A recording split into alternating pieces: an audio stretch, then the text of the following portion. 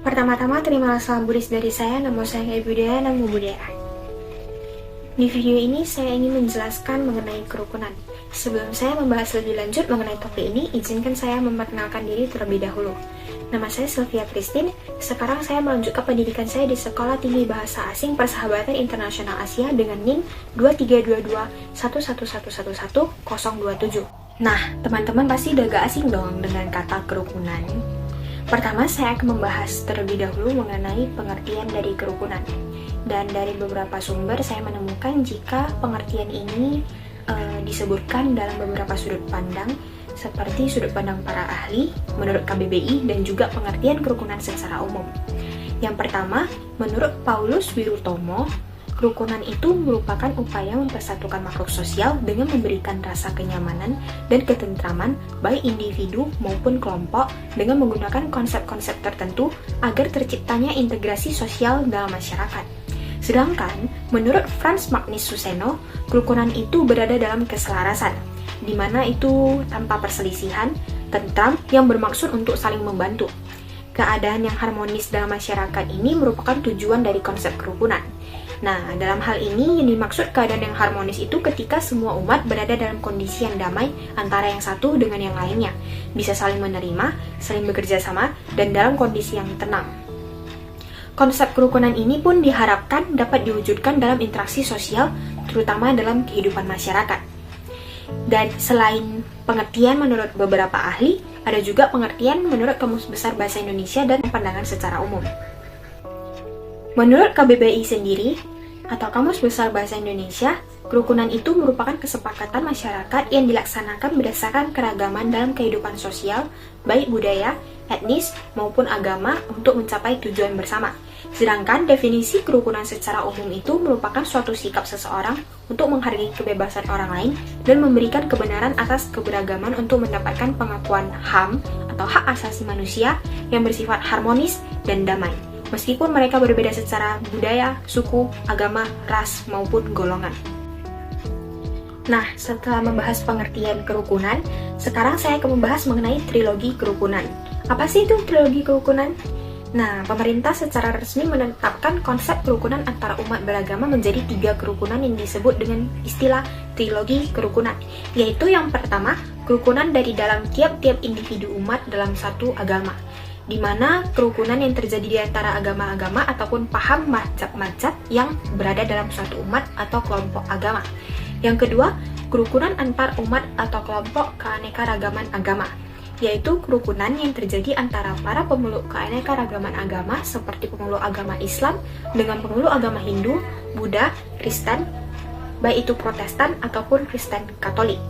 Yang ketiga, kerukunan antar umat atau kelompok agama dengan pemerintah, yaitu di mana kerukunan ini diusahakan agar keharmonisan yang terjadi di antara para penganut ataupun tokoh agama dengan para pejabat pemerintah untuk saling toleransi dan tenggang rasa terhadap tugas masing-masing dalam hal menciptakan masyarakat dan bangsa Indonesia yang aman dan tertib, serta yang beragama. Dengan demikian, kerukunan adalah proses kehidupan manusia yang mempunyai peran dan tujuan tertentu yang harus diwujudkan secara bersama-sama dengan cara saling tolong-menolong, saling menghormati, dan juga menghargai serta menjaga antar sesama. Nah, setelah pembahasan mengenai pengertian dan trilogi kerukunan, selanjutnya sekarang saya akan membahas mengenai dimensi kerukunan umat beragama. Apa sih itu? Kerukunan umat beragama ini memberikan pemahaman kepada masyarakat Indonesia bahwa konsep kerukunan beragama tidak hanya untuk menciptakan suasana batin yang penuh rasa saling menghormati, akan tetapi untuk mewujudkan masyarakat Indonesia agar bisa saling bergotong royong dalam kehidupan umat beragama yang harmonis itu jauh lebih penting. Keadaan ini harus dilaksanakan dengan penuh kehati-hatian karena agama cenderung melibatkan aspek emosi umat sehingga sebagian dari mereka lebih fokus kepada kebenaran daripada mencari kebenaran. Adapun dimensi kerukunan umat beragama, yang pertama yaitu kualitas kerukunan umat beragama.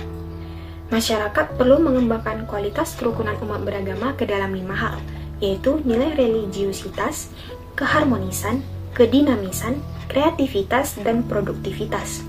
Pertama, setiap umat beragama harus menunjukkan kualitas kerukunan dengan sikap religiusitasnya yang berlandaskan pada nilai kesucian, kebaikan, kebenaran demi mencapai keselamatan dan kesejahteraan umat. Dan yang kedua, setiap umat beragama harus menerapkan pola interaksi antar sesama agar tercipta hubungan yang harmonis, yakni hubungan yang baik, tanpa konflik, saling menghormati, peduli, saling menyayangi yang dilandaskan pada nilai persaudaraan, kekeluargaan, dan persahabatan. Yang ketiga, setiap umat beragama harus menunjukkan pengembangan nilai-nilai dinamik yang diwujudkan dengan suasana yang menarik, bersemangat, dan bergairah dalam menunjukkan nilai kearifan, kepedulian, dan kebajikan bersama. Yang keempat, setiap umat beragama harus pada pengembangan gagasan, kekreatifan, usaha, dan kekreativitasan bersama dalam berbagai sudut pandang demi kemajuan bersama. Dan yang terakhir, yaitu kelima, setiap umat beragama harus menunjukkan pengembangan nilai produktivitas yang terjadi dalam masyarakat. Nah, dari hal itu kita mengetahui bahwa nilai kerukunan difokuskan pada pembentukan suasana hubungan yang mengembangkan nilai-nilai sosial praktis demi usaha mengentaskan kebodohan, ketertinggalan, kemiskinan dengan cara melakukan baksos, mengembangkan amal kebajikan, UMKM, dan berbagai macam kerjasama sosial ekonomi yang mensejahterakan masyarakat. Nah, selain kualitas kerukunan antar umat beragama, ternyata ada juga pedoman yang digunakan untuk menjalin kerukunan antar umat beragama. Adapun pedoman yang harus dijalankan untuk menjalin kerukunan antar umat beragama yaitu yang pertama, toleransi. Setiap umat beragama harus meningkatkan, memupuk, dan menjaga keyakinannya masing-masing dengan memperkuat keyakinannya. Maka setiap umat beragama memiliki rasa toleransi antar sesama. Jiwa toleransi tersebut dapat menghindari masalah yang terjadi antar umat beragama. Yang kedua, kebebasan beragama. Setiap manusia memiliki kebebasan untuk memeluk agama apapun yang disukai. Dalam hal ini, kebebasan beragama perlu adanya pertimbangan psikologis dan sosiologis yang berarti bahwa proses sosialisasi berdasarkan lingkungan, pendidikan, dan keturunan berpengaruh pada agama yang dianut oleh seseorang. Yang ketiga adalah menerima orang lain apa adanya. Setiap individu harus bisa menerima kelebihan dan kekurangan masing-masing setiap umat dengan cara memandang agama lain tidak seperti agama yang dianut. Dan yang terakhir atau yang keempat adalah berpikir positif. Setiap umat beragama diharuskan untuk memiliki sifat husnudzon. Karena sifat husnudzon dapat menghindarkan dari konflik yang bisa menimbulkan perpecahan antar umat beragama. Dalam hal ini, konsep kerukunan dapat diwujudkan dalam sebuah perbedaan agama, di mana dalam perbedaan agama tersebut kita tetap bisa hidup secara berdampingan tanpa menjatuhkan agama yang lain. Sebagai contoh, yaitu konsep kerukunan pada aliran kerohanian Sabta Dharma di Sanggar Candi Busana. Dari wawancara dengan salah satu pemilik Sanggar Candi Busana, kerukunan dalam beragama harus dipegang kuat-kuat karena dengan kita memegang konsep kerukunan, maka dalam melaksanakan ritual keagamaan masing-masing tidak akan terganggu. Kita mempunyai pedoman sendiri-sendiri dalam beragama dan kita pun harus menghormati agama yang lain. Apalagi kita hidup berdampingan antar umat beragama. Apabila kita tidak memegang konsep kerukunan, mungkin yang terjadi kita setiap hari akan bertengkar dengan penganut agama lain.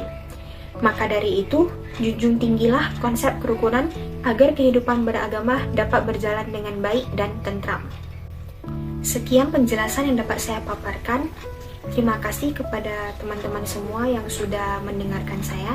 Semoga apa yang saya sampaikan bisa bermanfaat untuk kita semua. Dan saya juga minta maaf jika terdapat kesalahan kata atau kesalahan pengejaan yang kurang berkenan. Nama saya Adi Budaya, Namo Buddhaya.